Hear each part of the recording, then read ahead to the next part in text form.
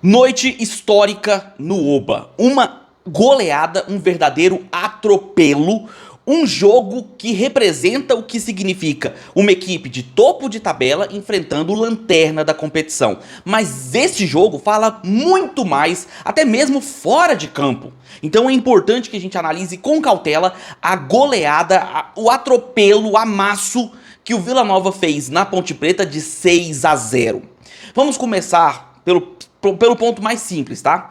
O Vila ganhou de 6-0, mas poderia ter sido bem mais. Só no primeiro tempo o Vila poderia ter saído ganhando de 6-0 e não seria surpresa. Não seria nenhum acidente de percurso. O Vila no primeiro tempo criou pelo menos 7 chances reais perdidas. Fora 3 gols que ele fez. Um gol logo aos 9 minutos, depois um aos 13, depois fez um outro mais no final ali aos 30, 40 minutos, uma coisa assim. Mas também empilhou um monte de chances perdidas. Agora, esse jogo é preciso que a gente analise com respeito ao adversário, mas também valorizando o que o time que venceu fez para essa goleada. O Vila Nova veio a campo com o time que eu considero titular, né? O meio de campo com o Dudu, o Marquinhos Gabriel e João Vieira, à frente com o De La Torre, André Luiz e Janderson. Time titular. A Ponte Preta veio com o Elvis. E é isso.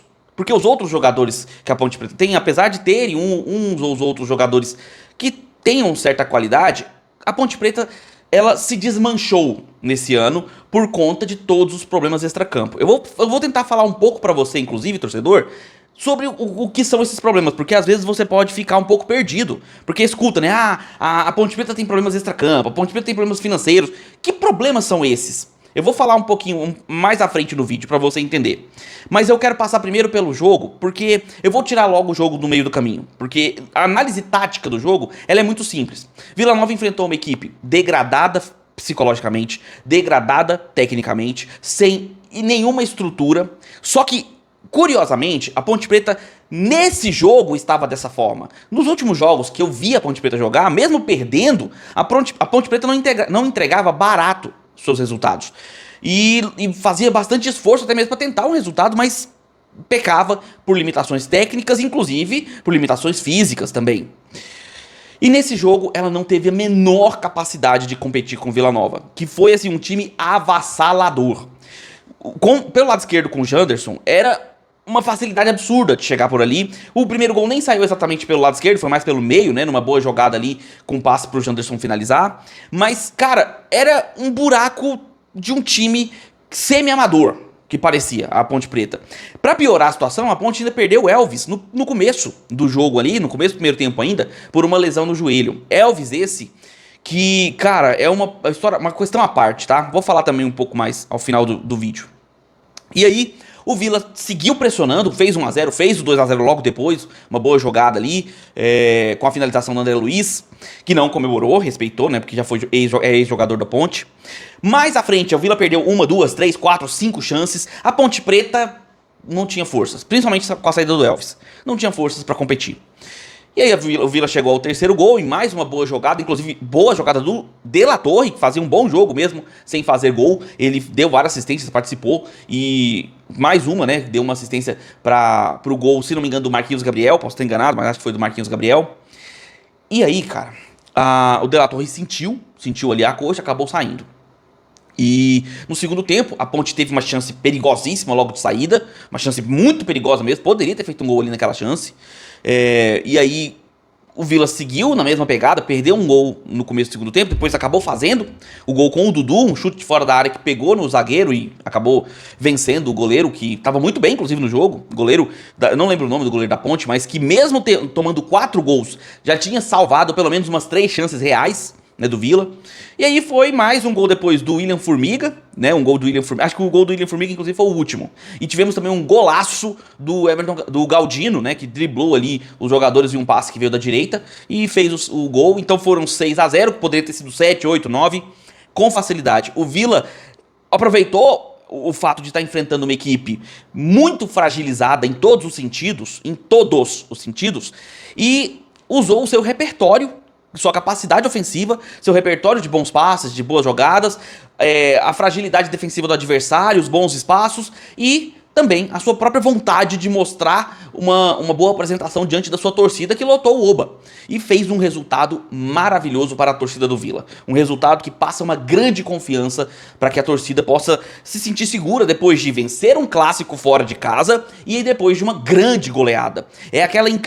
São aqueles resultados que passam ao torcedor, independente do time, tá? Nós estamos falando do Vila, que costuma chegar na reta final e acabar perdendo o rendimento. Mas, independente disso, qualquer time que vivesse essa sequência, uma vitória num clássico bem jogado e uma goleada muito que merecida, cara, a confiança vai lá pra cima. E o Vila, na terceira posição, pleiteia, fica ali, né, brigando pela possibilidade de beliscar o G2, que seria uma classificação direta para a Série A. E com o que tem apresentado, o Vila é forte candidato a isso. Não é de agora que a gente vem falando isso, não só eu, como boa parte da imprensa. E assim, acaba sendo, pelo que a gente tem visto em campo. E claro, um bom comando na beira do campo, que o Guto Ferreira faz sim um bom trabalho, mesmo com a instabilidade que teve ali naqueles 5 jogos onde teve 4 derrotas. Foi a instabilidade que precisava para ter a oscilação para aprender, onde o Vila poderia ver os seus problemas, as suas falhas e corrigi-las. Claro que não tem nada acabado, o campeonato ainda tá longo e o Vila ainda vai ter que galgar, né, vitórias e bons resultados para, quem sabe, conquistar o seu tão sonhado acesso. Mas, passado tudo isso, é importante que você entenda quem foi que o Vila enfrentou, como o adversário chegou para um jogo onde ele simplesmente não teve forças físicas, técnicas, táticas e psicológicas para enfrentar um adversário muito bem equilibrado que hoje é o Vila Nova. A Ponte Preta, galera, ela veio da Série C ano passado campeã. Não sei se vocês lembram, ela foi campeã. A ideia da Ponte ano passado foi muito simples, tá?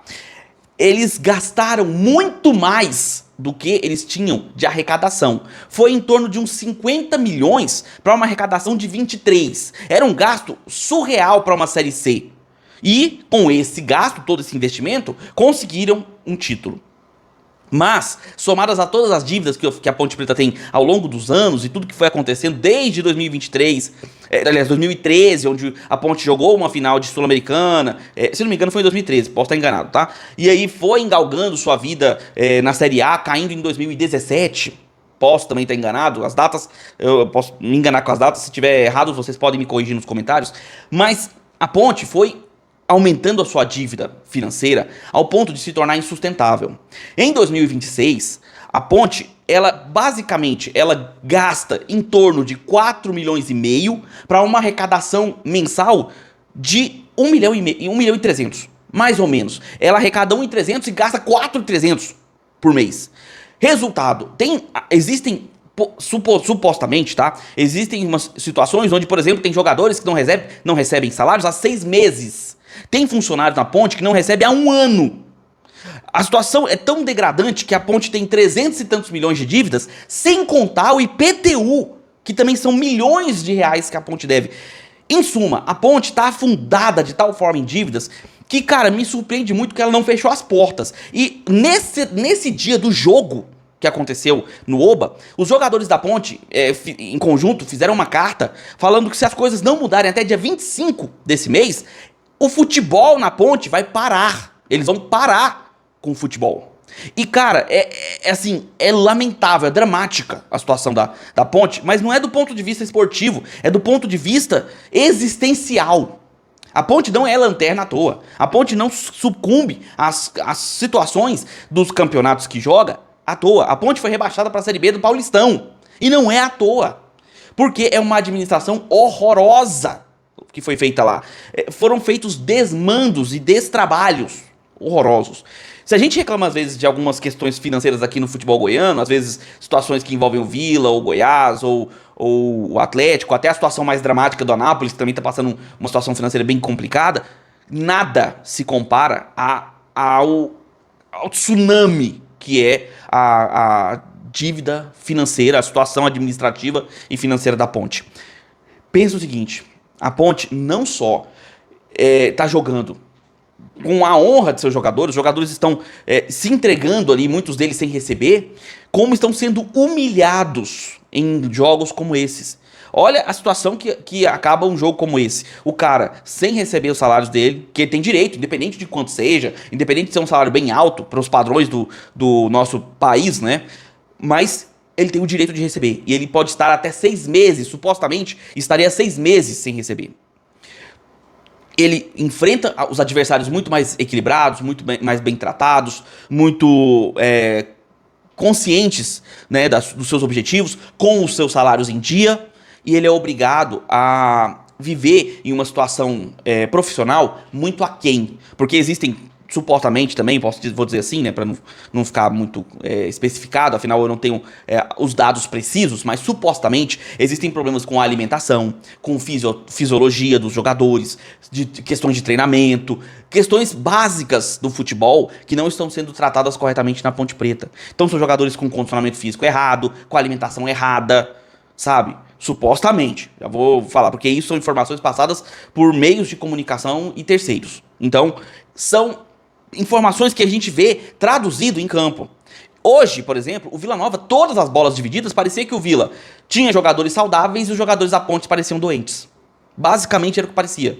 A forma como os jogadores corriam, os jogadores do Vila saudáveis, velozes, firmes, e os jogadores da Ponte pareciam que iam cair. Sufocando, cair passando mal. Sabe? Mesmo assim, os caras se entregando, o goleiro da Ponte fazendo tudo o que podia para não tomar uma goleada, mas o Vila Nova, com muitos méritos, goleou. E, cara, pra quem acompanha futebol brasileiro, pra quem viveu as eras de muitos times tradicionais, ver um clube tradicionalíssimo do futebol, como é a Ponte Preta, definhar como está, cara, é lamentável. E um resultado como esse é quase um enterro da Ponte. Porque, primeiro, a Ponte, pra mim, tá? Não acredito mais que a Ponte consiga ter forças pra escapar de um rebaixamento. Vai cair pra Série C como caiu pra Série B do Paulistão. Segundo, a Ponte enfrentou uma equipe que é abraçada pelos seus torcedores, que os torcedores investem o dinheiro lá, que está saneado financeiramente, está organizado administrativamente, que tem uma estrutura muito bem consolidada dos últimos anos. O Vila Nova se consolidou bastante, né, de 2022, vamos dizer assim, pra cá. Então, é muito diferente, o nível técnico é muito diferente. E o Vila, sendo essa equipe de topo de tabela, fez aquilo que lhe convém, que lhe compete, que é ir lá jogar com respeito ao adversário. Quando você joga sério contra o adversário, você está respeitando ele. Então o Vila respeitou o adversário, jogou com seriedade e com naturalidade o Vila fez 6 gols. Fez 6 gols e, cara, poderia ter sido muito mais. E aí eu queria falar também um pouco sobre o Elvis. Por quê? O Elvis sofre uma lesão no joelho no primeiro tempo. E ele vai lá pra aquela área, né, do banco de reservas. E, cara, a expressão do Elvis é a expressão de derrota de um torcedor da Ponte. Porque ele ficou, inclusive, no intervalo, ele não desceu pro vestiário. Ele ficou lá. E o sentimento passado pra quem via o Elvis é de uma tristeza profunda, absoluta e irremediável. Além de que ele devia estar sentindo dores pela lesão. E isso reflete muito o adversário que o Vila goleou, que o Vila massacrou, que o Vila avassalou nesta noite de quarta-feira. Todos os méritos ao Vila, que fique bem claro, o Vila fez um jogaço, tá? Assim, sufocou o adversário, se impôs como um time de topo da tabela, goleou com muitos méritos e poderia ter sido até mais, como eu já falei antes. Mas é importante que você entenda também a situação do adversário, que segue na lanterna, dificilmente vai sair dela e que está em uma situação de ultimato. Se nada mudar até dia 25, e eu duvido muito que alguma coisa mude até dia 25, e vai haver uma votação lá, inclusive questão de SAF, enfim, mas se nada acontecer, esse time que enfrentou o Vila pode simplesmente não entrar mais em campo. Eu não duvido, porque com toda a situação financeira que a Ponte está vivendo agora em 2026, em decorrência de todos os seus anos, longos anos de péssimas administrações e péssimos mandos financeiros, me admira muito que esses jogadores hoje tenham entrado em campo. Muito mesmo. Agora, de qualquer forma, o Vila, terceiro colocado, com uma vitória importantíssima num clássico e depois uma goleada, assim, um jogo para presentear o torcedor, como foi o jogo de hoje. O Vila Nova encaminha muito bem os seus passos para brigar não só pelo acesso, mas talvez até mesmo pelo acesso direto. E se o Criciúma vacilar, por que não sonhar com uma briga pelo título? Mas o mais importante pro Vila, independente de qualquer coisa, é subir para a Série A, que ele já vem pleiteando isso há muitos anos. Eu quero saber de você, sua opinião, você torcedor do Vila, você torcedor da Ponte, como você se sente, você torcedor da Ponte Preta. A macaca vai definhando e parece que o buraco nunca chega ao fundo. Então, o que acontece e o que fazer pra sair dessa situação terrível? E já tá contando com a Série C? O que você me diz? E você, torcedor do Vila, goleada maravilhosa, um jogo, assim, iluminado do Vila Nova, um jogo brilhante, né, sem ressalvas, gente, um jogo quase perfeito do Vila, né, uma goleada incrível. Como você se sente nessa reta final da temporada? Acredita de fato no acesso direto no G2? Coloca aí nos comentários, eu quero saber a sua opinião, o que você achou do jogo. Você conhecia a situação da Ponte Preta? Sabia qual era o buraco em que a Ponte estava enfiada? Quero saber a sua opinião também, você torcedor da Ponte, do Vila, de outros times. Então não esquece de deixar seu like se você gostou do vídeo, se inscreve no canal, marca o sininho para receber as notificações, compartilha o vídeo com seus amigos, comenta ao final, como eu tô pedindo aqui pra vocês, participa que eu respondo de todos os comentários, tá? E se você puder também, eu peço que clique no botão hypar, é de graça, ajuda demais aí o nosso trabalho, clica aí no botão hypar. Se puder, use o botão valeu aí pra você deixar um comentário em destaque e aí você vai ter sempre seu comentário ali visual pra galera poder curtir, né? E ajuda muito o canal se você utilizar essa ferramenta. Também tem os produtos que aparecem aqui embaixo, que são relacionados à Ponte, relacionados ao Vila. Se você adquirir por aqui, você também ajuda o canal. E uma outra forma de ajudar e também ganhar benefícios é se tornando membro do canal. Certo? Clica aí no botão seja membro, se torne membro, entre no Gathering Futebol Clube, você ganha um monte de benefícios entrando no grupo, beleza? Eu vou ficando por aqui, nós nos vemos nos próximos vídeos, um abraço de torcedor pra todos vocês.